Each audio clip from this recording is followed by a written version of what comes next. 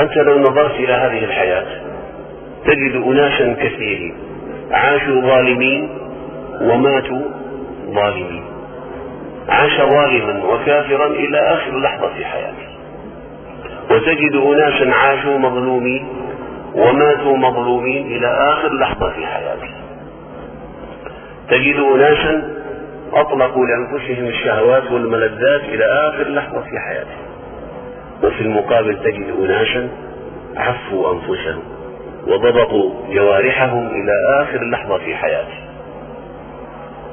فهل يتصور العقل أن تكون هذه النهاية هي نهاية الحياة الدنيا؟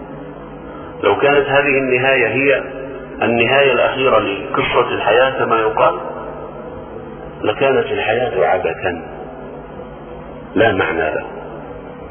والله تعالى يقول: أفحسبتم أنما خلقناكم عبثا وأنكم إلينا لا ترجعون فتعالى الله الملك الحق. تعالى عن هذا العبث. أم نجعل الذين آمنوا وعملوا الصالحات كالمفسدين في الأرض أم نجعل المتقين كالفجار؟ هذا لا يمكن أن يتصور في عدل الله سبحانه وتعالى.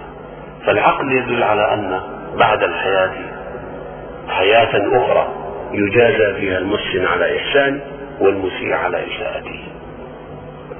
ولهذا حتى في القصص الأدبية التي نقرأها والقصص البوليسية وحتى الأفلام التي تبث على رؤوس الناس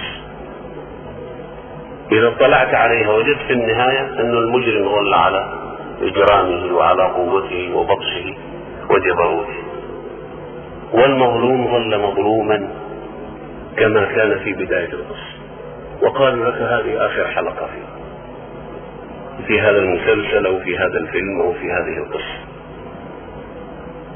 هل تجد فطرتك تقبل هذه النهاية؟ الناس لا تقبل، فطر الناس السليمة لا تقبل هذه النهاية، هي تنتظر نهاية أخلاقية يجازى فيها المحسن على إحسانه والمسيء على إساءته. فإذا العقل والفطرة كل ذلك يدل على أن بعد هذه الحياة حياة أخرى يقف الناس فيها بين يدي أعدل العادلين سبحانه وتعالى ويحاسبهم على النقير والقطمير وينصف المظلوم من الله.